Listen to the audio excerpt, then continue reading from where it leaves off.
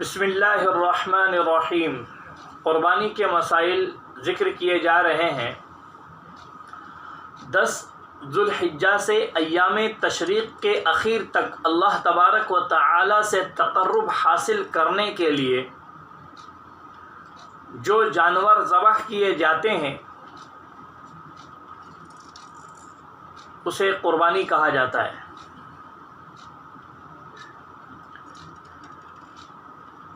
یہ اصل ضحوتن سے ماخوذ ہیں۔ دن کا ابتدائی حصہ یہ عیدین زکوٰۃ و صدقہ فطر کی طرح سن ہجری 2 میں مشروع ہوا۔ قرآن و حدیث اور اجماع میں اس کی مشروعیت ملتی ہے۔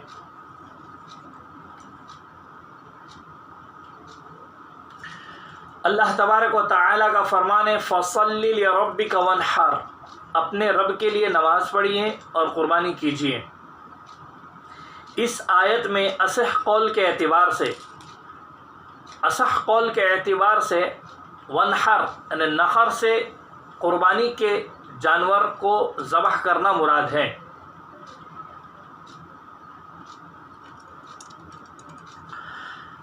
آپ صلی اللہ علیہ وسلم نے فرمایا یوم النحر یعنی 10 ذو الحجہ میں ابن آدم نے قربانی کے جانور کا خون بہانے سے محبوب تر کوئی عمل نہیں کیا، اور بلا شبہ وہ بروز قیامت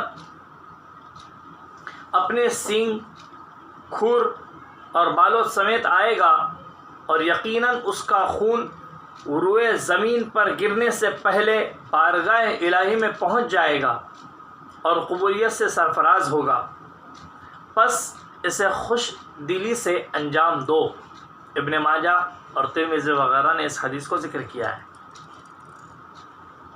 ایک حدیث میں آپ صلی اللہ علیہ وسلم نے قربانی کو حضرت ابراہیم علی نبینا علیہ الصلاۃ والتسلیم کی سنت قرار دیا، اور فرمایا کہ اس کے ہر بال اور اون میں ایک ایک نیکی ملے گی۔ ابن ماجہ اور احمد وغیرہ نے اس روایت کو نقل کیا ہے۔ آپ صلی اللہ علیہ وسلم نے فرمایا جو حیثیت و گنجائش کے باوجود قربانی نہ کرے وہ ہرگز ہماری عیدگاہ کے قریب نہ آئے۔ آپ صلی اللہ علیہ وسلم نے 2 سفید یا سفید و سیاہ سینگ دار مینڈوں کی قربانی کی، اپنے دست مبارک سے انہیں ذبح کیا اور اللہ کا نام لیا اور تکبیر پڑھی، اور اپنا مبارک قدم ان کے گردن کے کنارے پہ رکھا۔ امام مسلم نے اس روایت کو نقل کیا ہے۔ اب قربانی میں حکمت کیا ہے اس کو نقل کر رہے ہیں۔ قربانی ایک عظیم سعادت ہے اور عظیم عبادت ہے جو اللہ کی بندگی کے طور پر انجام دینا ہے۔ اس کی ایک عظیم ترین حکمت حضرت ابراہیم علیہ نبینا علیہ الصلاۃ والتسلیم کی عظیم ترین قربانی کے مقصد کو تازہ کرنا اور اس کا احیاء ہے، نیز اس میں فقراء و محتاجوں کی غمگساری و تعاون اور عید کے موقع سے ان کے اہل و عیال کی خوشی مقصود ہیں،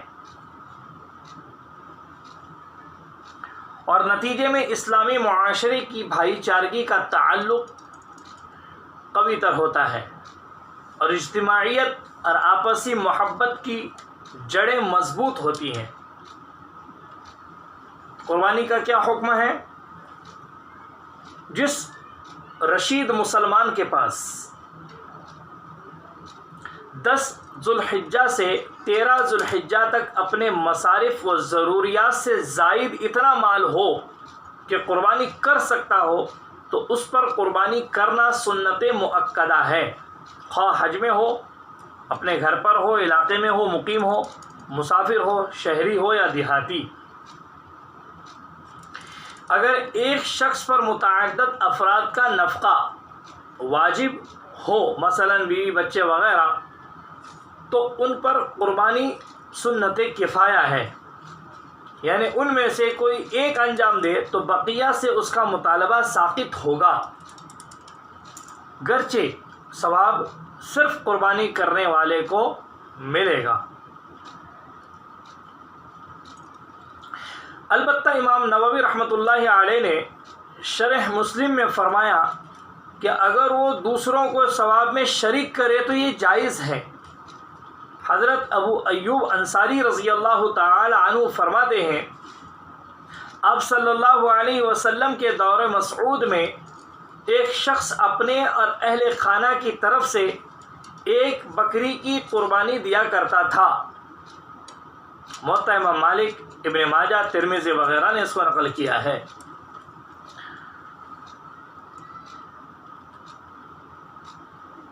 کسی تنہا شخص کے حق میں قربانی سنت عین ہے۔ حضرت ابوبکر صدیق رضی اللہ تعالی عنہ اور حضرت عمر رضی اللہ تعالی عنہ قربانی نہ کرتے تاکہ عوام اسے واجب نہ سمجھے۔ بیہقی نے اس کو نقل کیا ہے۔ نیز ترمذی کی ایک روایت میں اسے سنت قرار دیا ہے، اور دار قطنی وغیرہ کی روایت میں ہے کہ قربانی مجھ پر فرض ہے اور تم لوگوں پر واجب نہیں۔ آپ صلی اللہ علیہ وسلم کے حق میں قربانی واجب تھی۔ چونکہ قربانی کے وجوب میں اختلاف ہے، اس لیے جس کے حق میں یہ سنت ہو اسے چھوڑ دینا مکروہ ہے، اور اسی لیے نفلی صدقے کے مقابلے میں قربانی کر لینا افضل عمل ہے۔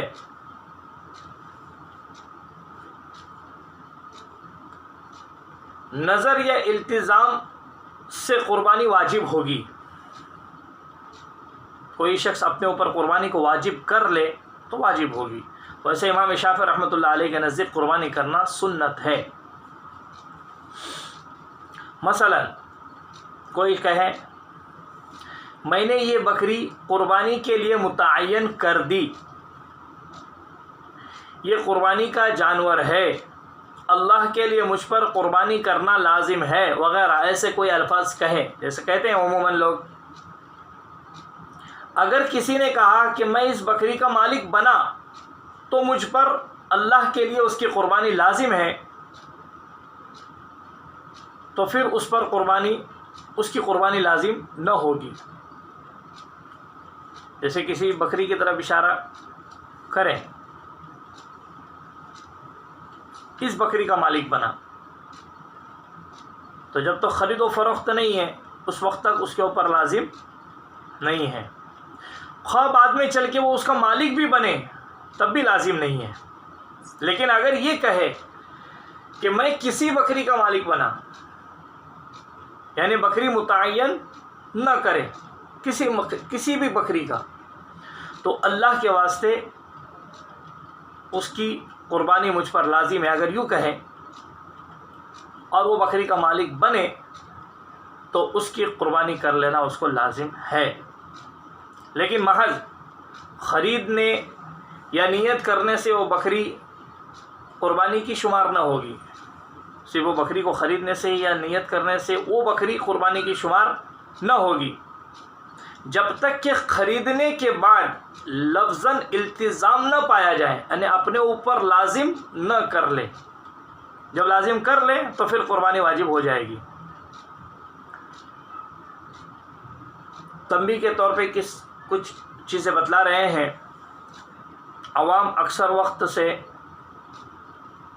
کافی پہلے ہی قربانی کا جانور خرید کر یہ کہتے ہیں کہ یہ قربانی کا جانور ہے یا میں اس کی قربانی کروں گا وغیرہ، حالانکہ وہ اس جملے سے مرتب احکام سے ناواقف ہوتے ہیں، کیونکہ یہ لازم کرنے والا جملہ ہے، التزام پر دلالت کرتا ہے، لہٰذا وہ قربانی واجب ہوگی اور اسے کھانے کی اجازت نہ ہوگی۔ اگر وہ یہ کہے کہ میری مراد تھی کہ یہ سنت قربانی ہے تو پھر اس کا کوئی اعتبار نہ ہوگا۔ لیکن علامہ حضرمی رحمۃ اللہ علیہ فرماتے ہیں کہ لوگوں کا عام عرف اس جملے سے جیسے کہ لوگ کہتے ہیں سنت قربانی کا ارادہ ہوتا ہے، اسے لازم قربانی قرار دینے میں شدید حرج ہے۔ ائمہ کرام نے اس کی صراحت فرمائی ہے کہ عقیقے میں اس طرح کہیں بسم اللہ یہ فلاں کا عقیقہ ہے، پھر سنت عقیقے کی طرح اس میں سے کھانا وغیرہ جائز قرار دیتے ہیں، اور دونوں کا حکم بلا شبہ ایک ہی ہے۔ شیخ الاسلام امام بلقینی اور ابو بکر مراغی وغیرہ نے فتویٰ دیا کہ یہ میری قربانی ہے کہنے سے نظر کی قربانی نہ ہوگی، یہ فلاں کا عقیقہ کی مانند ہے۔ جیسے کوئی کہتے ہیں فلاں کا عقیقہ ہے، تو ویسے ہی اگر کوئی کہے کہ یہ میری قربانی کا جانور ہے تو پھر اس کو نظر شمار نہیں کریں گے۔ اکثر فقہا نے چونکہ پہلے قول نے کہ اس کو نظر شمار کیا ہے اسی کو ترجیح دی ہے، لہٰذا احتیاط کا فعل و اختیار کرنے میں ہی بہتری ہے۔ آپ صلی اللہ علیہ وسلم کا فرمان ہے، جب تم ذوالحجہ کا چاند دیکھو اور کسی کا قربانی کا ارادہ ہو تو قربانی کرنے تک اپنے بال و ناخن نہ تراشیں۔ مسلم اور سنن اربعہ نے اس کو نقل کیا ہے۔ جو قربانی کرنے کا ارادہ رکھتا ہو اسے ذوالحجہ کا مہینہ شروع ہونے کے بعد قربانی کرنے تک اپنے بدن کے کسی بھی حصے کے بال و ناخن اور چمڑی وغیرہ جبکہ کوئی ضرر و حاجت نہ ہو زائل کرنا مکروہ ہے، حتیٰ کہ جمعہ کے دن بھی۔ اس میں ایک حکمت یہ ہے کہ مغفرت اور آگ سے خلاصی ان تمام اجزاء کو شامل ہے۔ ایک سے زائد قربانی کا ارادہ ہو تو پہلی قربانی سے کراہت ختم ہوگی۔ جو احرام میں ہو اسے یہ امور حرام ہے جو آگے ذکر کر رہے ہیں، ختنہ کرنا، چور کا ہاتھ کاٹنا، درد کی وجہ سے دانت نکالنا یا تکلیف کی وجہ سے کسی عضو کا کاٹنا وغیرہ۔ حالت احرام میں یہ ساری چیزیں کرنا حرام ہے۔ البتہ آپریشن وغیرہ مکروہ نہیں ہے۔ جو مرد بذات خود صحیح طریقے سے ذبح کرنے پر قادر ہو اسے خود ذبح کر لینا سنت ہے، کیونکہ آپ صلی اللہ علیہ وسلم نے خود اپنی قربانی ذبح فرمائی، صحیحین نے اس کو نقل کیا ہے۔ نیز ایک قربت ہے لہذا خود انجام دینا بہتر ہے۔ کسی دوسرے کو نائب بنانا بھی جائز ہے، کیونکہ ایک مرتبہ بعض جانوروں کو ذبح کرنے کے لیے آپ صلی اللہ علیہ وسلم نے حضرت علی رضی اللہ تعالیٰ عنہ کو نائب بنایا۔ یعنی وہ روایت جو ملتی ہے کہ آپ صلی اللہ علیہ وسلم نے اپنی طرف سے 100 اونٹ ذبح کیے تھے، جس میں 63 اونٹ خود آپ صلی اللہ علیہ وسلم نے اپنے ہاتھوں سے ذبح کیے تھے، باقی اونٹوں کے لیے حضرت علی رضی اللہ تعالیٰ عنہ کو نائب بنایا تھا۔ نائب کا قربانی کے مسائل سے واقف اور مسلم ہونا بہتر ہے۔ اہل کتاب نابینا یا بچے کو نائب بنانا مکروہ ہے۔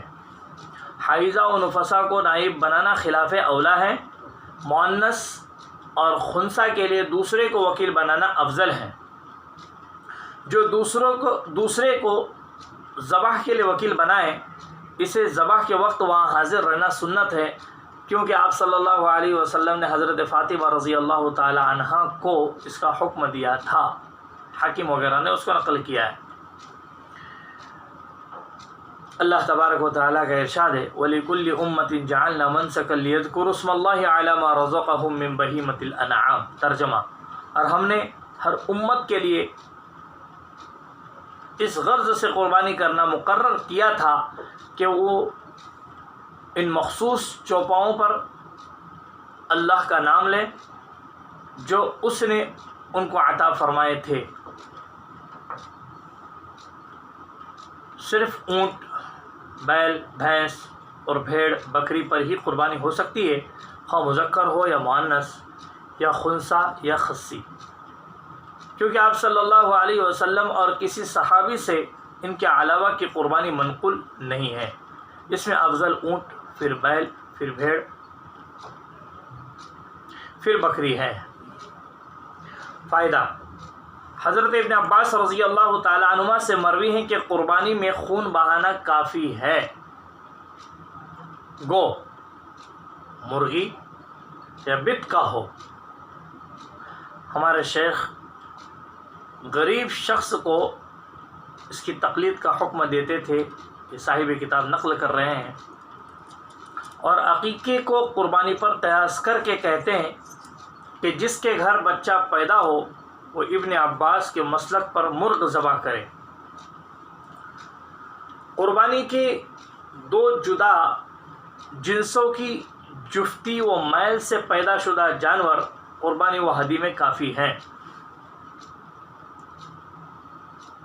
والدین میں یعنی جو جانوروں کے والدین ہیں ان میں قربانی کی معتبر عمروں میں سے زائد عمر والے کا اعتبار ہوگا، لہذا بھیڑ اور بکری سے پیدا شدہ جانور کا 2 سالہ ہونا ضروری ہے۔ نیل گائے، ہرن وغیرہ دیگر جانوروں کی قربانی درست اور صحیح نہیں ہے۔ کچھ شرائط بتلانا چاہ رہے ہیں۔ بھیڑ اور دمبے کی عمر 1 سال ہو چکی ہو یا اس سے پہلے اس کے دانت گر چکے ہو۔ بڑے جانوروں میں بیل، بھینس اور اس کے جنس میں سے اسی طریقے سے بکری 2 سال کی ہو چکی ہو اور اونٹ 5 سال کا ہو چکا ہو۔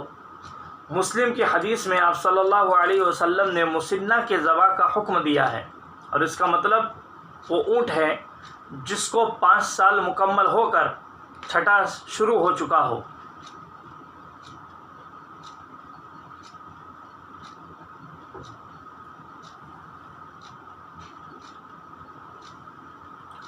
بیل، بھینس اور بکری وغیرہ کو 2 سال مکمل ہو کر تیسرا سال شروع ہو چکا ہو، اس سے زائد عمر کی قربانی جائز ہے۔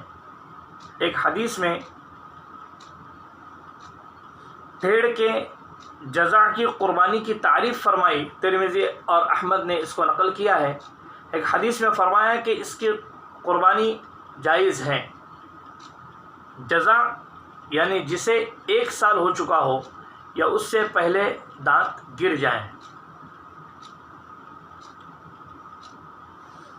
جانور کی عمر کے متعلق فروخت کرنے والوں کی خبر معتبر ہوگی جبکہ اس کے پاس پیدا ہوئی ہو، ورنہ واقف اور تجربہ کار حضرات کے گمان کی طرف رجوع کر لیا جائے گا۔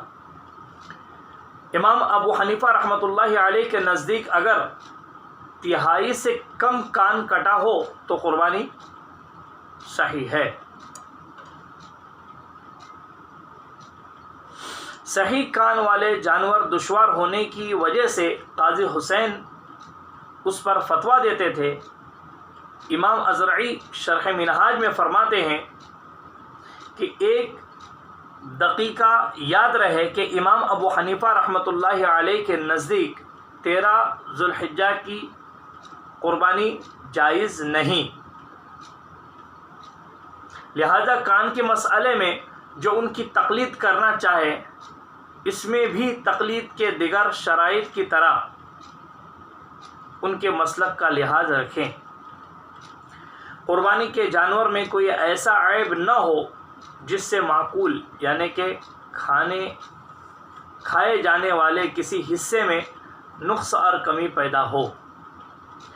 یہ مختصر کچھ باتیں آپ کے سامنے پیش کیے ہیں عمر کے لحاظ سے وغیرہ وغیرہ۔ انشاءاللہ آئندہ کل وہ جانور جو قربانی میں ناکافی ہوتے ہیں، جن کی قربانی صحیح نہیں ہے، ان کو بتلائیں گے۔ اللہ عمل کی توفیق عطا فرمائیں۔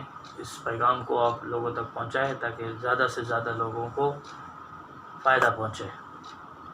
وآخر دعوانا ان الحمد للہ رب العالمین۔